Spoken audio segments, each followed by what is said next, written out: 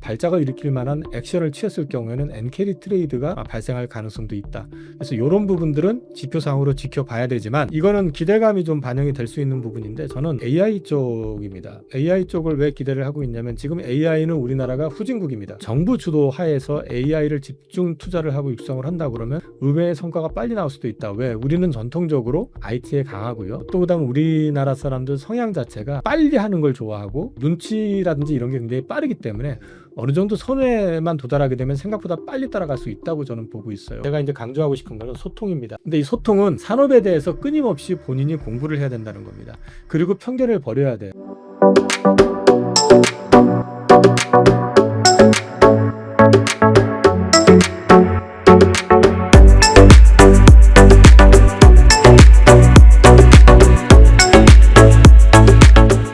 안녕하세요. MC 김준입니다. 네, 이사님 오랜만에 뵙겠습니다. 네. 안녕하세요. 이영훈 이사님 모시고 시장에 대해서 다양한 인사이트 나눠보도록 하겠습니다. 새로운 정부가 취임하면서 시장이 좀 굉장히 반응이 좀 좋은 것 같습니다. 순식간에 지금 2,800 중반까지 올라왔는데 일단 시장 하반기에 어떻게 보고 계시는지. 장세 터닝 포인트는 사실 국제한 기준으로 보면은 4월 달에 관세를 트럼프가 부과했다가 증시가 크게 흔들리고 나니까 꼬리를 내렸죠. 그래서 이제 관세를 90일 유예하는 것을 발표하면서 큰 소리 쳤지만 결국은 뭐 영국을 제외하고는 관세 협상된 것도 없지만 어쨌든 그때 이후로 증시가 돌아서기 시작했고 그다음에 우리나라 같은 경우는 특히 이제 원화 강세가 본격적으로 이제 반영이 되기 시작했던 건 5월입니다. 그래서 제가 이 장표는 사실 다른 채널에서 했던 거를 그것만 그대로 갖고 왔어요. 저는 매수 5월에 하라. 다른 채널에서 그 촬영했던 거 이미지를 그대로 따왔는데 사실 제가 5월 달에는 올해 같은 경우는 바이메이일 가능성이 높다는 말씀을 이제 드렸었던 거고요. 그와 관련된 설명들은 쭉 했고 이 부분에 대해서는 굳이 뭐 재론할 필요는 없을 것 같습니다. 어쨌든 지금 관세 노이즈가 완화가 됐고 그다음에 원화 강세가 나오기 시작했고 그다음에 새 정부가 출범을 하면서 정치적으로 무정부 상태? 뭐 이렇게 표현하면 좀 과하긴 하지만 어쨌든 수장이 없는 상태로 지금 한 5개월 이상 6개월 가까이를 왔었기 때문에 그 기간 동안의 공백 기간 이런 부분들이 전체적으로 증시를 좀 짓눌렀었다 그러면은 이런 부분들이 풀리기 시작하면서 또는 풀릴 조짐이 좀 구체화되기 시작하면서 장이 돌아섰기 때문에 이런 부분들에 의해서 이제 반등이 시작이 됐다고 말씀을 드릴 수 있을 것 같고요. 증시 상승의 조건을 좀 먼저 이제 말씀을 좀 드리면 실적 성장이나 글로벌 경제가 성장할 때 소위 말해서 실적 장세가 만들어지는 때가 있습니다. 대표적인 게 2004년에서 2007년도 이때가 이제 글로벌 경제 확장기라고 할 수 있고 중국이라는 나라가 WTO 가입하면서 그쪽이 성장을 하면서 크게 일어났었던 때가 있고요. 두 번째는 양적 완화나 이런 걸 통해 가지고 유동성이 확장이 되는 그런 게 되는데 보통의 경우는 어떤 때냐면 이제 글로벌 경제가 이제 쇼크가 오거나 팬데믹 같은 어떤 충격이 왔을 경우죠. 그러니까 대표적인 게 2008년 금융위기 이후에 미국에서 취했던 양적 완화 정책 그리고 2020년 코로나 팬데믹 때 미국에서 취했던 또한 양적 완화 정책 이런 게 있을 겁니다. 그 다음에 이제 또 세 번째로 증시 상승의 조건에서 볼 수 있는 건 뭐냐면은 주주 환원 정책을 강화하고 지배구조 개편을 통해 가지고 기업의 가치를 높이는 대표적인 데가 이제 일본이었고요. 일본이 소위 말해서 우리말로 표현하면 밸류업인데 우리말로 표현이 아니라 우리식대로 표현하면 일본 증시가 PBR 0.5 정도 됐었던 걸 도요타 자동차 기준입니다. 1.4배까지 올렸었던 거는 철저하게 지배구조 개편도 있었지만은 주주 환원 정책 강화하고 PBR이 1배 미만인 기업들한테 PBR을 높일 수 있는 방안을 계속적으로 정부나 거래소 차원에서 요구했었고 그런 부분들이 고배당을 낳게 되고 그 다음에 또 경영 투명성 제고 그 다음에 최근에 보면은 도요타 자동차가 당직기라고 하는 회사가 있어요. 이게 이제 원래 도요타 자동차의 모태였는데 그 회사를 약 60조 원을 들여가지고 상장 폐지를 진행을 합니다. 이런 식으로 해가지고 소위 중복 상장 노이즈 이런 것들을 이제 제거하는 작업을 하면서 가치를 높였었어요. 근데 이 부분에 있어서 우리가 이제 보셔야 되는 부분들은 지금 최근에 주가 상승을 이뤄냈던 것들은 원화 강세라는 측면도 있었지만은 시장에 어필이 되고 외국인들이 크게 관심을 가졌던 거는 작년에 밸류업 정책을 시행해서 초기에 외국인들이 급하게 들어왔다가 도로 다 팔았습니다. 7월 기점으로 해서 그 이유는 뭐냐면 밸류업을 얘기를 하면서 부채성 또는 강제성을 부여하지 않다 보니까 니들이 알아서 해줬으면 좋겠어라고 하다 보니 정부 눈치를 봐야 되는 주로 이제 은행 지주 쪽 이런 쪽에서 밸류업을 주로 발표를 했지 일반 기업체에서 밸류업 하겠다고 적극적으로 나선 기업체가 거의 없었습니다. 그러다 보니까 밸류업이 유명 무실화됐던 그런 측면이 있고요. 결과적으로 그래서 은행주는 주가가 많이 올랐지만 나머지는 사실 밸류업의 효과를 크게 보지는 못했던 것 같습니다. 근데 이번에 주주와 관련해가지고 이사의 의무 가운데 주주에 대한 보호 의무를 갖다가 강제화시키는 규정이 상법 개정안에 들어갈 것이고요. 그 다음에 이번 상법 개정안의 최종적인 안이 확정이 안 된 것 같더라고요. 이번에 9일날 하기로 했던 거를 일단은 안 하는 걸로 얘기가 되는데 아마 조정이 있을 것 같긴 한데 자사주 소각 관련돼 있는 부분이라든지 이건 자본시장법을 통해서도 할 수 있다고 하지만 또는 지금 집중투표제 그 다음에 3% 룰 이런 것들에 대해서 지금 현재 발의됐었던 법에는 없기 때문에 이번엔 진행 안 한다고 하니까 이게 어떻게 진행이 될지 모르겠지만 이런 것들이 이제 각 구체화되게 되면은 이른바 강제성을 띈 기업의 어떤 가치 찾기 운동 또는 주주 보호 대책 이런 것들이 강화가 된다라는 측면에서 놓고 보면 이게 주가를 한 단계 레벨업 시킬 가능성 물론 오너 입장에서는 이전보다는 간섭이 심해지게 되고 시장의 눈치를 많이 봐야 되고 주주의 눈치를 많이 봐야 되기 때문에 힘들겠지만 거꾸로 그로 인해서 억눌려 있거나 또는 버려져 있었던 기업의 가치가 회복이 되는 그런 효과가 나올 수 있기 때문에 이런 거에 대한 기대감이 외국인들이 최근 6월 들어서 일평균 조 단위의 어떤 주식을 지금 사는 그런 그림을 주고 있다. 그렇게 말씀을 드릴 수 있을 것 같고요. 그 다음에 이제 관세 관련해 가지고 4월 달에 일단 유예를 시켰는데 주목해 보셔야 되는 거는 미국이 중국에 부과했었던 게 최대 245% 관세를 부여를 했었는데 거의 110%, 115%를 갖다 관세를 지금 빼주고 지금 30%만 관세를 지금 부과하고 있는 상태잖아요. 그러면 다시 되돌려 가지고 지금 245%, 300% 이상의 관세를 부여할 수 있겠느냐? 쉽지 않다라는 거는 이미 여러모로 확인이 됐고 또 미국이 만만하게 봤었던 내가 눈만 한번 부라리면 알아서 길 거라고 생각했었던 대표적인 나라가 말 잘 듣는 나라라고 하는 영국, 호주, 일본, 한국 뭐 이런 나라들이었었죠. 인도. 그 가운데서 지금 관세 협상이 타결이 된 거는 대미 무역 적자를 보고 있는 영국밖에 없습니다. 그동안 사실 미국의 눈치를 상당히 봤었던 일본조차도 굉장히 이번 관세 협상에 대해서는 강하게 버티고 있는 걸 봐서는 트럼프가 여기서 더 크게 휘두를 수 있는 무기는 제한돼 있다. 여기서 재차 관세 협상 이슈를 가지고 관세를 크게 부여하거나 이럴 경우에는 미국 자산에 대해서 더 추가적인 탈달러 현상이 나타나게 되면서 미국 국채 금리가 또 급등을 한다든지 이럴 리스크가 있고요. 이런 것들 때문에 지금 보시면은 SLR을 갖다 규제를 완화를 시켜준다든지 또는 요즘 스테이블 코인 얘기를 자꾸 하는데 그런 것들을 갖다 구체화시켜서 소위 말해서 미국 국채를 살 수 있는 재원을 만들려고 하는 움직임을 보이고 있는 것도 그런 차원이라고 보시면 될 것 같아요. 그래서 이런 걸 놓고 봤을 때는 저는 일단은 지금 당장의 추가적인 급락 가능성은 제한되어 있다라고 저는 보고 있습니다. 그나마 한 가지 이제 리스크라고 할 수 있는 부분들을 얘기하라고 그러면 그럼에도 불구하고 제가 타코의 발작이라고 했는데 트럼프를 얘기하는 거죠. 트럼프 always chicken out이라고 하는 그러니까 트럼프는 항상 어떤 상황이 되면 꼬리를 내린다라는 닉네임까지 얻어가지고 막 흥분하고 그랬었지만 트럼프가 또 어떤 발작 증세를 또 보일지 모른다라는 부분은 분명히 있어요. 근데 이 부분이 연결이 될 수 있는 거는 결국 미국 10년물 국채의 급등 가능성, 금리 급등이죠. 그 부분에 대한 리스크. 또 이게 결국에 가가지고 현재 일본은 물가 이슈 때문에 금리를 인상해야 되는데 미국의 입장을 고려해야 되고 또 일본 역시도 일본 국채 이자에 대한 부담 때문에 적극적으로 금리를 못 올리고 있는 상황이고 그렇기 때문에 CPI가 3.6인데도 불구하고 금리 인상에는 좀 미온적인 대처를 보여주고 있습니다. 어찌됐든 그럼에도 불구하고 금리를 올려야 되는 상황에서 더더군다나 만약에 미국에서 발작을 일으킬 만한 액션을 취했을 경우에는 엔캐리 트레이드가 발생할 가능성도 있다. 그래서 이런 부분들은 지표상으로 지켜봐야 되지만 이런 것만 아니라면은 당분간은 크게 지수가 문제가 될 것 같지는 않다. 그리고 제가 이제 뒤에 가져온 그래프는요. 원화하고 코스피의 어떤 성과를 보여주는 그래프입니다. 보시면 이제 빨간 선으로 보여주는 것이 원달러고요. 그 다음에 이 파란 선이 지수예요. 지수는 좌측이고 원달러 같은 경우는 우측인데요. 지표로 보시면은 같은 방향으로 움직이는 것을 보실 수 있어요. 근데 보시면은 같은 방향이라고 하는데 여기서 보시는 그 빨간 거는 아까 원달러라고 했잖아요. 원달러를 놓고 보시면은 2004년도 이 정도 가격이면은 약 1,200원, 1,100원 대 가격이잖아요. 그러다가 급등을 해가지고 이게 얼마입니까? 900원대까지 올라갔었죠. 네. 이때 경기가 되게 좋을 때였었죠. 경기가 좋을 때 워낙 강세가 나오니까 주가는 올랐었습니다. 그리고 급락이 나왔죠. 이른바 금융위기가 터졌었습니다. 원달러가 1,700원, 1,600원 선까지 떨어졌었어요. 그때 주가지수 890대까지 떨어졌었습니다. 그리고 다시 돈을 풀면서 워낙 강세가 나오면서 올라가니까 역시 지수 역시도 회복이 됐었다. 이게 이때만 해당되는 게 아니고요. 보시면은 코로나 팬데믹 때를 한번 보죠. 코로나 팬데믹 때 같은 경우도 원화가 박살이 나죠. 원화가 박살이 나는 조짐이 보이니까 여기에서 돈을 풀었고 돈을 풀면서 원화가 다시 그러니까 돈을 풀면서 지수가 반등을 세게 주니까 결과적으로 원화도 강세가 나오면서 지수가 반등이 나오는 그림이 나왔었죠. 가장 최근의 걸 놓고 말씀을 드리면은 2024년 12월 뭐 요때라고 볼 수 있을 것 같아요. 2024년 12월에 환율이 작살이 났었죠. 요때. 왜 작살이 났었냐면은 계엄령이 선포가 되면서 1497원까지 원화가 이른바 폭등을 했었죠. 그래서 원화가 폭등을 하면서 원화 약세가 크게 나오니까 주가는 박살이 났었습니다. 그리고 꾸물꾸물 반등을 줬다가 여기에서 한 번 더 원화가 빠지는 모양이 나옵니다. 이게 언제였냐면 관세를 설마 했는데 4월 3일 날 기본 관세 그 다음에 상호 관세 이거를 갖다가 바로 발효를 시켰었습니다. 그래서 지수 박살나고 원달러 박살나는 패턴이 나왔었는데 그걸 바로 되감았던 거는 트럼프가 놀랬던 거는 미국채 시장이 그때 난리가 났었습니다. 그래서 10년물 국채 금리가 4.9까지 올랐었고요.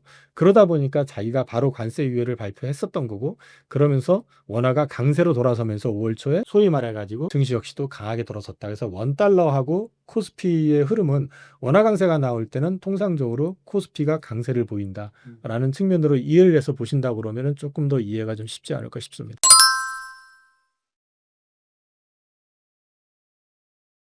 앞전에 지금 금융주도 살짝 언급 주시긴 하셨는데 이재명 정부 하에서 유망하게 보시는 섹터 어떤 섹터 보고 계신지. 지금 시장에서는 일단은 글로벌 증시 트렌드에서는 조방원전이 여전히 주도주입니다. 근데 신정부가 지금 집중적으로 육성하겠다고 얘기하는 것들을 얘기하면은 제가 볼 때는 가장 큰 거는 우선 상법 개정 이슈 이런 부분들이 나오게 됐을 때 물론 지금 선바장돼 가지고 증권주, 지주, 회사 관련된 거 이런 것들이 굉장히 많이 올랐어요. 근데 이제 무차별적으로 막판에 보면은 뭐나 이제 지주만 붙으면 올라가는 그런 패턴이 나왔었잖아요. 이게 상법 개정안이 아마 막상 통과가 되고 그러고 나면은 조금 차별화가 될 가능성이 있다고 보는데 여전히 그럼에도 불구하고 증권주 PBR이 1배가 안 돼요.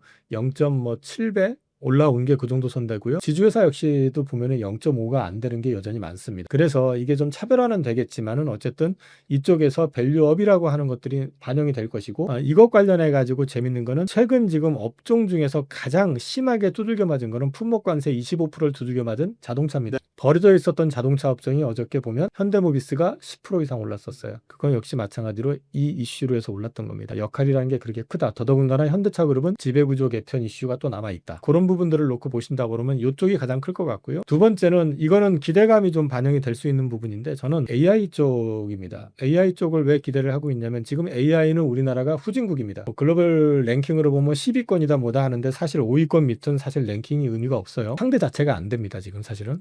근데 이걸 제가 왜 기대를 하고 있냐면은 과거에 그 DJ 정부가 출범하고 나서 벤처 열풍을 일으키면서 IT 투자를 집중화시켰었습니다. 그때 소프트뱅크에서 손정희 회장의 조언을 받아가지고 IT 쪽, 특히 그 통신 쪽 인프라 구축에 굉장히 집중을 했었던 게 우리 그 이후에 10년 먹거리를 일으켰던 것처럼 정부 주도 하에서 AI를 집중 투자를 하고 육성을 한다 그러면 의외의 성과가 빨리 나올 수도 있다. 왜? 우리는 전통적으로 IT에 강하고요. 또 그다음 우리나라 사람들 성향 자체가 빨리 하는 걸 좋아하고 눈치라든지 이런 게 굉장히 빠르기 때문에 어느 정도 선회만 도달하게 되면 생각보다 빨리 따라갈 수 있다고 저는 보고 있어요. 이 AI 쪽의 초기에는 지금 인프라 투자 자체도 지금 굉장히 안 돼 있는 상태이기 때문에 인프라 쪽에 집중이 되겠지만 결국 이게 어느 정도 궤도에 올라선다 그러면 소프트웨어 쪽에서도 한국의 네이버나 그 당시에 다음이었었죠. 지금 카카오지만 그런 포탈을 자체적으로 갖고 있는 미국을 제외한 거의 유일한 나라거든요. 사실은 자체 포탈을 갖고 있는 그 역량을 발휘할 가능성에 저는 주목을 하고 싶기 때문에 AI 쪽이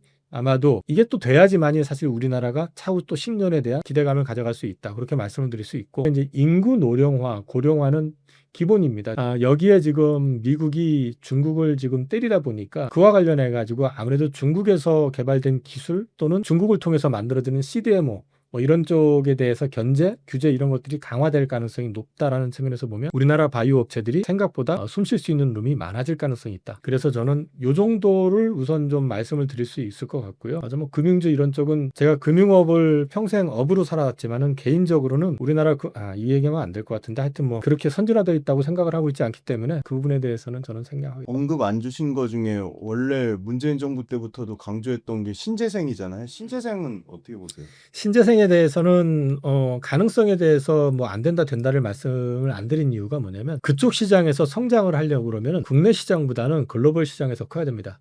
그래서 뭐 육성을 한다 안 한다의 의미를 떠나가지고 기업체들이 글로벌 경쟁력을 갖고 있느냐 안 갖고 있느냐 앞에서 조방원전 같이 그런 맥락으로 저는 이제 이해를 해야 될 것 같다 해서 제가 그건 생각을 했습니다. 철저하게 지금 시장에서 소외되시는 분들도 있잖아요. 오히려 뭐 손실 중이거나 이익을 못 내시는 분들, 그런 분들은 앞으로 좀 어떻게 전략을 짜야 되고 올해 어떤 부분을 좀 더 조심해야 되고 수익을 내기 위해서 어떻게 전략적으로 투자 전략을 짜면 좋을지 조언해 주신다면. 네. 개인적으로 제 고객님들도 올 상반기 수익률 차이가 굉장히 큽니다. 저하고 소통을 제가 계속 소통을 해야 된다는 걸 강조를 했고 제가 보내는 글 좀 꾸준히 보시라. 왜냐면 그거를 제가 일일이 설명하기가 어려운 부분이 있고 또 받아들이기 어려운, 왜냐면 주가들이 바닥에 있는 주식들이 아니었잖아요. 조선주만 하더라도 연초에 네네. 가격대가 뭐 바닥에 깔려 있었던 게 아니라 이미 밑에서 한 3배 정도 올라와 있는, 또 적게 올라온 거 한 2배 가까이 올라와 있는 것들이었기 때문에 그거를 소통을 하고 이야기를 하고 설명을 하려고 그러면 계속 자료를 봐야 되고 서로 커뮤니케이션이 돼야 된다는 얘기를 강조했는데, 소통이 되신 분들 같은 경우는 수익률이 시장 수익률 비교 대상이 아닐 정도로 굉장히 높습니다. 근데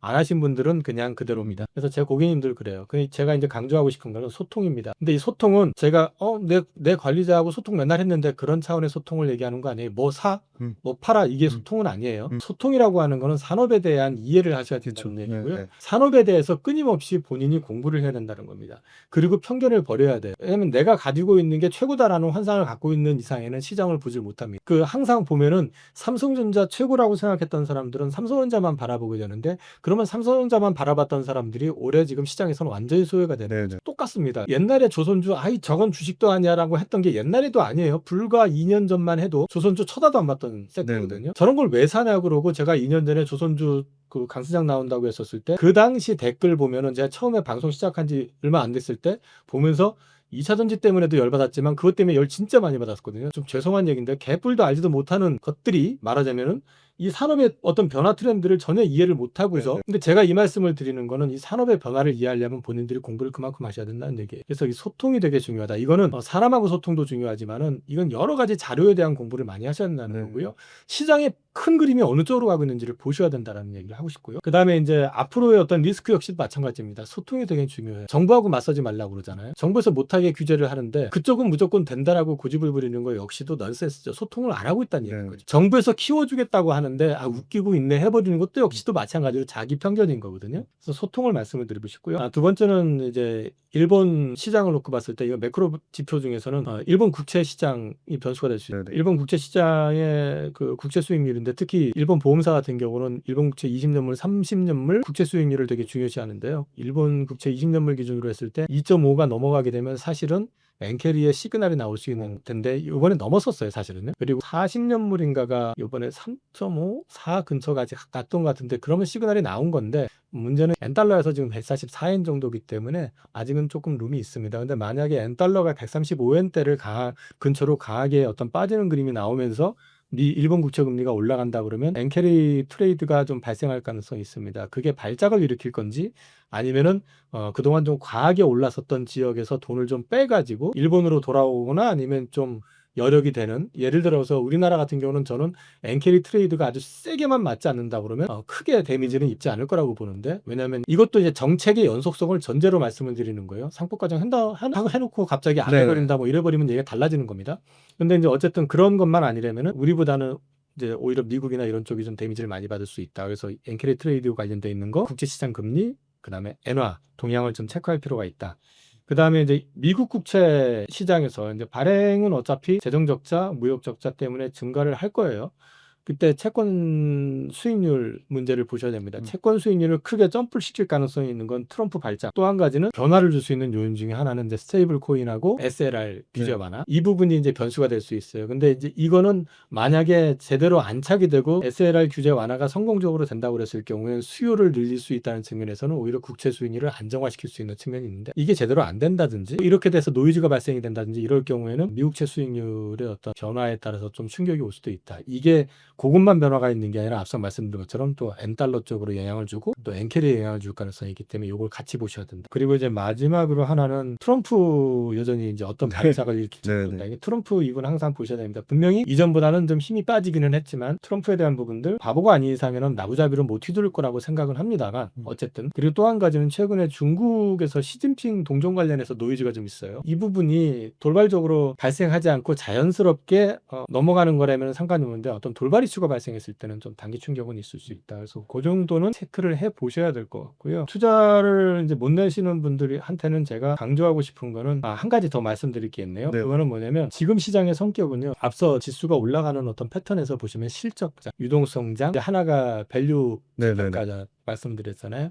근데 밸류 재평가에 대한 부분보다는 지금 현재는 유동성장입니다. 그럼 유동성장에서는 엄밀하게 얘기하면은 밸류보다는 유동성의 힘에 의해서 움직일 가능성이 있어요. 그래서 지금은 전체 시장의 큰 주기가 어디로 흘러가고 있는지 글로벌 마켓을 보시고 또 한국 특유의 지금 상법 개정 이슈나 이런 제도 개선의 어떤 이슈가 있잖아요. 그럼 그쪽과 관련되어 있는 것들을 계속 좀 모니터링을 하실 필요가 있다. 그 정도 말씀을 드리면 될 것 같고요.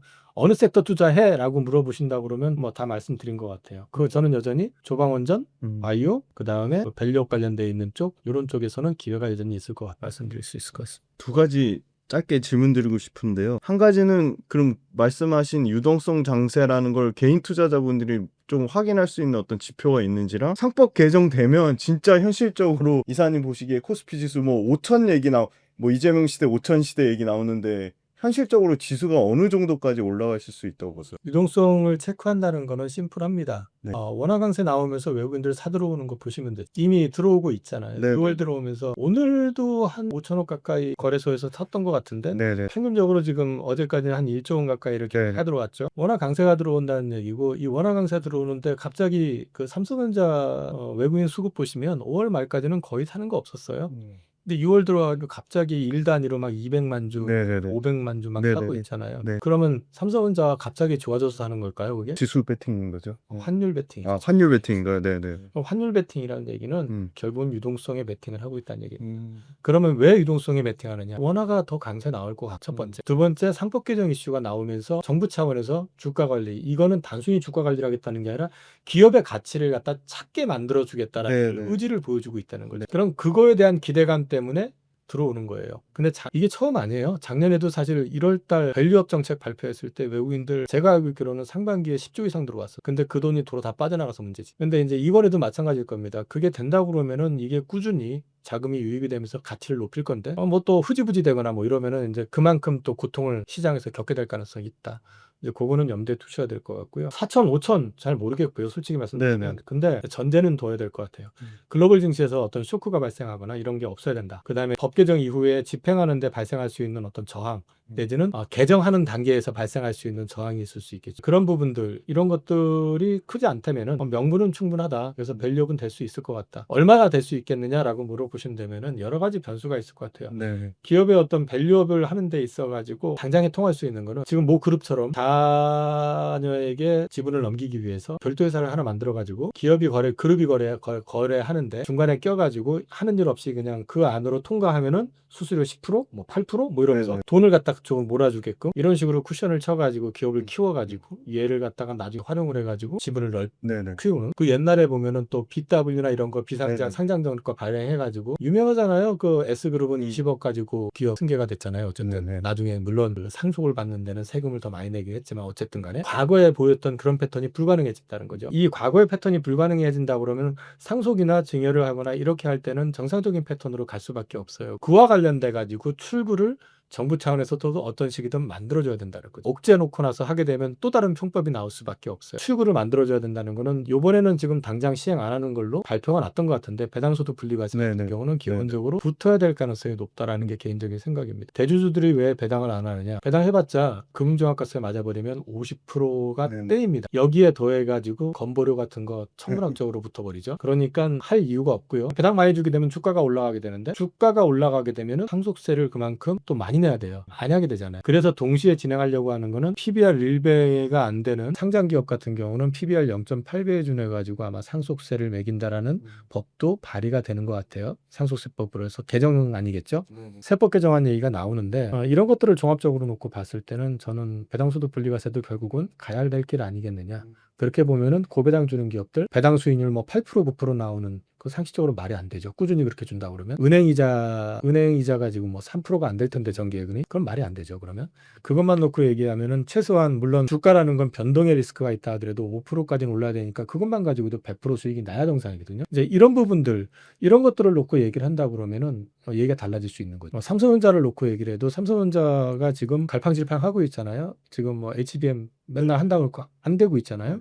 또 파운드리 맨날 뭐 수율이 어떻게 됐고 뭐가 뭐 마치 근데 지금 마켓 시어를 보면은 지금 일단 3등으로 밀리기 직전까지 떨어졌죠. 지금 7%대 후반까지 떨어진 것 같은데 결국은 지금 뭔가가 안 되고 삐걱거리고 있는데 그 안에서 지금 제대로 뭔가를 못 해내고 있다는 거죠. 이전에는 막 욕만 하고 말았었지만 이후에는 여러 가지 변수가 생길 수 있다는 거죠. 아무래도 경우에 따라 가지고는 파운드리를 분리를 하든 저는 그렇게까지 가기를 원치는 않지만 어쨌든 뭐 여러 가지 방법이 나올 수도 있잖아요. 예를 들어 가지고 옛날에 LG 전자가 스마트폰 사업 부문 종대변했던 것처럼 여러 가지 방법이 나올 수 있다는 거죠. 그러면은 거기에 따라 가지고 기업 가치가 또 재평가를 받을 수도 있다. 저는 파운드리 사업부를 분리를 해가지고 이 파운드리 사업부를 삼성 단독이 아니라 빅세븐의 펀딩을 받아가지고 같이 경영한다는 개념으로 만약에 가져간다고 했을 경우에는 삼성전자 이 자체의 주가는 지금보다 훨씬 많이 오를 거라고 보거든요. 그런 것만 가지고 얘기를 해도 지수는 지금보다 많이 높지 않을까? 개인적으로는 그렇게 생각하고 배당 성향 높아지게 되면 거기에 따른 또 자연스러운 증분이 나올 수 있고 지수 4천, 5천 이런 거를 얘기하는 거는 그분들은 뭐 계산했으니까 나오겠지만 저는 그렇게 얘기하고 싶지는 않고요.